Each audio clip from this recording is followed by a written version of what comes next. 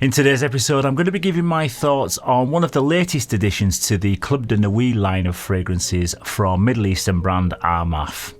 This is called Club de Nuit Untold, and I'm a little bit late to the party with this one because it's been out for a few weeks in the USA, but it's only just become available in the UK in February 2023, and it's a copy of Baccarat Rouge 540.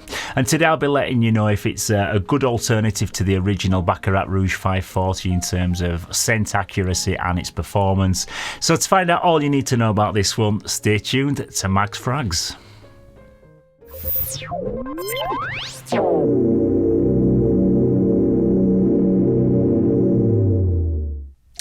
Yes, hello again everybody, and thank you very much once again for tuning in to this latest episode of Mags Frags, where it's the fragrance that's the star of the show.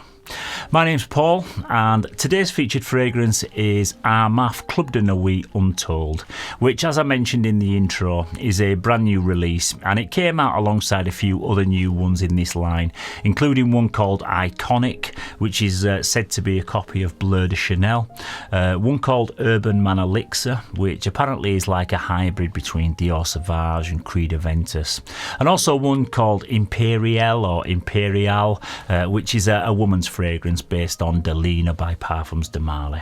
But as of yet, I haven't quite got my nose on those, so I can't tell you what they're like, but if I do manage to pick those up, I will let you know what I think of them. But back to this one, and I paid £64.94 for this 100ml sized bottle from Amazon, which to be honest irritates me to the core, because Armaf fragrances were always kind of priced at around about £20 to £30 until all the hype from the YouTubers, and they've slowly kept rising and rising the prices with each new release, and I feel that 65 quid is just about the absolute maximum that I'd be reluctantly willing to pay for one of these.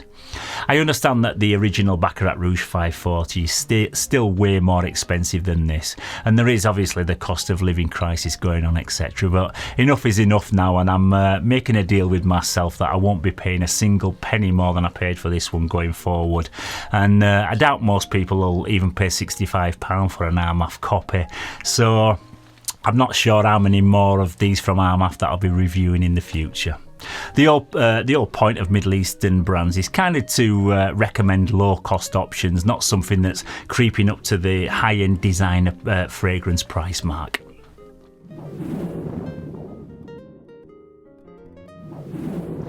Yes, so into the presentation, and to be fair, both the box and the bottle do look very nice, and probably my favourite looking ones in this particular line.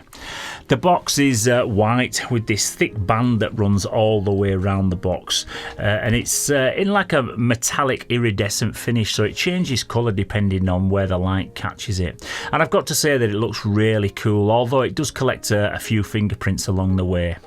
On the front is the name of the fragrance in gold, as well as the size and concentration.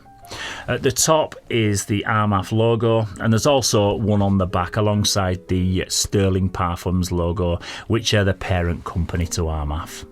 At the bottom is where you'll find your barcode and your batch code, and the batch code on this particular one is 377166, and it also states that it was made in France and not the UAE. The bottle comes in a translucent glass with the same iridescent finish as the box, which again looks fantastic for the first few seconds, and then it instantly gets covered in fingerprints, so you may need a microfiber cloth handy after you've handled this one if you want to keep it looking at its best. On the front is the usual bling-tastic medallion featuring the Armaf name and a little diamante insert, and down at the bottom is the name of the fragrance and the size and the concentration. There is also the name of the fragrance embossed into the side of the bottle there, which I think looks pretty cool. The cap is a click-on plastic cap, which is fairly weighty, and it really clicks firmly into place. But I'm not a big fan of all these little diamantes all over the place personally, but each to their own, I suppose. There's another Armaf logo that's right at the top of the atomizer there, and the atomizer does deliver a really nice, evenly big blasted juice, and I really do like this colourway, and it's really nice to look at, and it does feel pretty solid, unlike some of the other Armaf fragrances that I own where parts of them have broken or bits have fallen off them. So I would give this one a solid 8 out of 10 in terms of its presentation.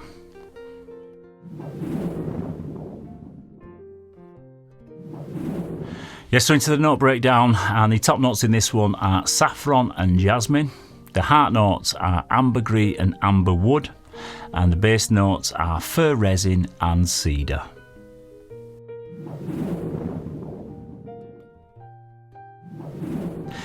Okay, so if you've ever smelled the original Baccarat Rouge 540, you won't fail to pick up on pretty much the exact same scent DNA right from the initial spray with this one. It's such an iconic and distinctive smell that once you've experienced it, you can detect it a mile away. And I'm not going to lie, this is absolutely spot on in terms of its accuracy. And if someone walked past me in the street wearing this, I wouldn't have a clue that they were wearing a copy or a dupe. But if you aren't familiar with the smell of the original, it's basically like a spicy, leathery aroma with a hint of sweetness, like a honey kind of smell, and lots of earthy woodiness in the base. And I tend to get a rich Middle Eastern quality from it. But the main characteristic for most people is going to be like a semi-sweet leather note. That's if I was just kind of going to simplify it, but it's much more complex than that. But I'm presuming that if you have clicked on this video, you're probably familiar with how Baccarat Rouge 540 smells anyway. It is a fairly polarising, intense smelling fragrance, and not everyone enjoys it. And I've got to be honest, I wasn't keen on it for a long time myself, but I've just kept going back to it, and I can now say that I really enjoy it, and it's definitely one that smells better in the air than it does up close. And it also gets more people complimenting it, or at least asking me what it is that I'm wearing over anything else that I wear, so it's definitely a conversation starter. I've tested this Armaf version side by side with the original, and I couldn't tell any difference on skin whatsoever, apart from a little bit in the performance, which I'll come to very soon. But there will inevitably be fragrance snobs out there in the forums and on Facebook groups that say this smells nothing like the original, and they'll probably poke fun at it, as they always do, just to kind of seek a bit of a reaction. But trust me, they're talking total nonsense. So this is a super accurate copy of Baccarat Rouge 540.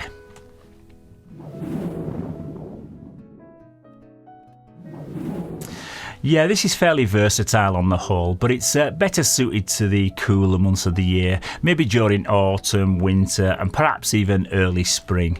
But it's way too intense to wear in hotter conditions. And I'd also say that if you work in a small office, this could get a bit annoying for some people and may cause you a problem or two with your colleagues. But for me, it's more of a classy night out or evening fragrance for people probably over the age of 30, because it does project more of a grown-up, serious scent character, and it suits a more dressed-up setting rather than a casual night out down the local pub.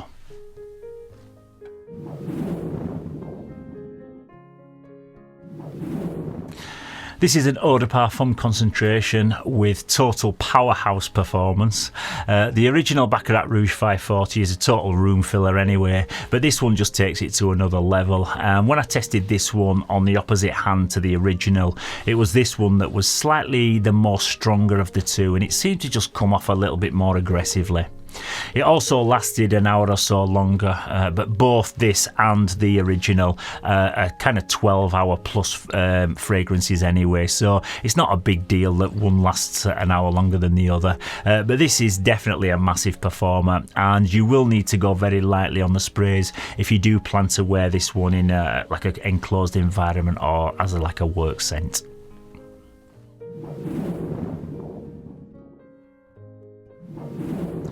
Yeah, so this is the priciest one in the Club de Nuit line, and as much as I hated paying £65 for it, I can kind of see why it's priced the way it is, because the packaging and the presentation is better, and it may cost a little bit more to get this kind of finish on it, on the bottle and on the box. And out of the 15 or 20 different Baccarat Rouge clones that I've tested personally, I've got to say that this is the best one and the most accurate smelling. You literally can't get much closer to the original than this, and it still does come in at less than like a quarter of the price of the original, so I guess it's kind of worth what people are just prepared to pay for it.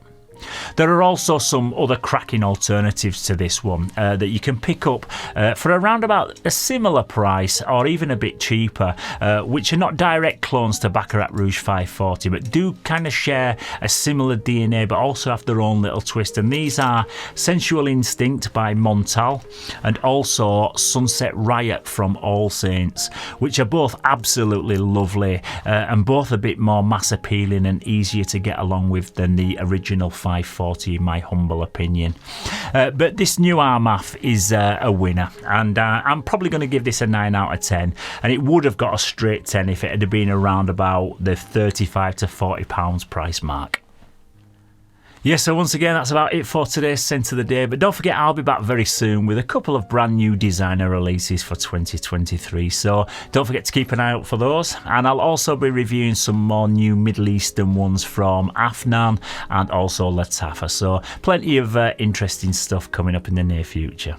But don't forget, if you've enjoyed the content and found this video useful, then please don't forget to give it a thumbs up and maybe even subscribe to the channel. Most people who watch my videos aren't subscribed, so it'd mean a lot to me if you could click on that little red button, and that way you won't miss any future content. It's also great to interact with you all down in the comments, and I really enjoy reading about your own experiences and your opinions on all things fragrance. So if you've already managed to get your nose on this one, then let me know what you think of it down in the comments. But please guys, don't just say it smells nothing like Baccarat Rouge, because it does. And I do delete all stupid comments and block people who post them anyway, because I don't want my comments section turning into a Fragrantica style thread full of negativity.